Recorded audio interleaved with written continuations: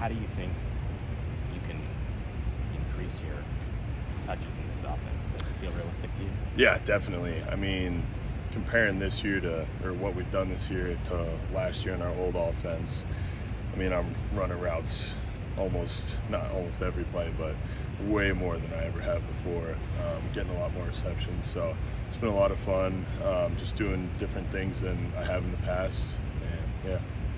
Nate also said that because of the departures of some guys and the youth in the room, that you're the old guy now, and he needs you to be more of a leader, perhaps a more vocal leader than in the past. Has that been an easy transition? A little bit different? Yeah, I know just through going into my 5th year here, there's a part that comes naturally, and then for me it's more of the vocal part, because I always consider myself just more of a kind of lead by action and not really needing to use my voice. But now that I am the oldest in the room, I think it's become a lot more important for me to voice things, and that's what I've been trying to work on. You know, guys always say that if you talk too much, people get tuned out, and I'm sure players know that from coaches. How do you pick your spots?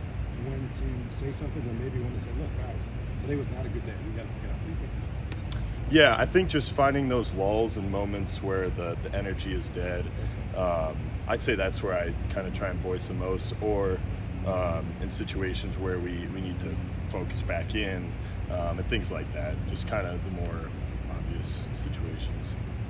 What stood out to you about Tucker Ashcraft? He's got a significant number of reps with the first 2 groups. Yeah, he's a little shaky in routes. He can get people off of him. He's quick, but he's a big body. So I think him being able to use all of that in the routes, and then his blocking has come a long way. I know just from watching what he was doing in Platteville to now, he almost seems like a different player. So I've been very impressed with how far he's come along. I've heard a couple of guys mention like he's got no fear. He kind of just throw himself in there. Like, you have an example of maybe that you could? Yeah, I mean, I think always a play you can look to for tight ends is our back blocks, and just each guy has had examples of it, but I know Tucker has gotten a couple just on back blocks. You just got to go, and you don't stop running until you're through the guy. So I think that's a good situation. Yeah. Coach Fickle mentioned that the staff didn't find out until the night before that Jack and Clay were not going to be with the program. Obviously, you were very close with Clay. Did you have a sense things were heading in that general direction for a while? You know, I'm going to keep a lot of that between me and Clay, but it definitely was a surprise when we found out the day before, going to a couple guys less in the tight end room. But unfortunately, we find ourselves in this situation a lot in the Wisconsin tight end room, so it's always just working with what you got. How significant do you think those departures were, given their contributions, and who was left in the room? Yeah, I know those guys were both Clay my year and Esch a year older, big leaders and contributors to the room, but I think that just gives other guys an opportunity to step up and show the unit and the rest of the team what they got.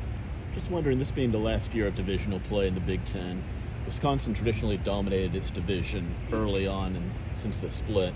How much incentive is it this last year of divisional play to kind of get back to where it was in the start, where Wisconsin kind of rules that division? Well, honestly, that's news to me. I hadn't really been paying attention. I've just been kind of focusing on this season. But if there is no more Big Ten West, then I think we got to finish this thing out with a bang. And I know there's been a lot of talk about the league being kind of imbalanced, one division being stronger than the other, but y'all's division has been really competitive, at least, in terms of the race coming down to the last week and stuff. What's it been like just competing in the West with how evenly matched it's been the last couple of years? Yeah, I mean, there's no better time than November for Big Ten football. I mean, that's when we get teams like Iowa and Minnesota, and those games just mean more, especially to us. And that's the time of year you got to be playing your best ball, so it's always fun getting to that point in the season. Riley's a guy that before this year didn't have like a defined role, kind of all over the place. How have you seen him kind of lock in tight end and maybe do some things now that he knows where he's going to be playing?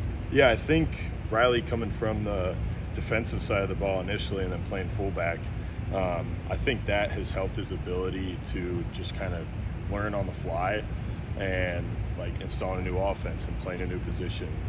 I can't commend him enough on how he's picked up new things, new techniques, and just the way he's been able to roll with it and find success. So for you, how are you feeling 2 weeks plus into fall camp, and just how's your body at in terms of, are you still right around that 250 mark in terms of weight? Yep, yeah, I'm still at 250. It's a little more running than I'm used to, so my legs are definitely a little more tired. My upper body's feeling great, but I haven't felt this good in a long time. So.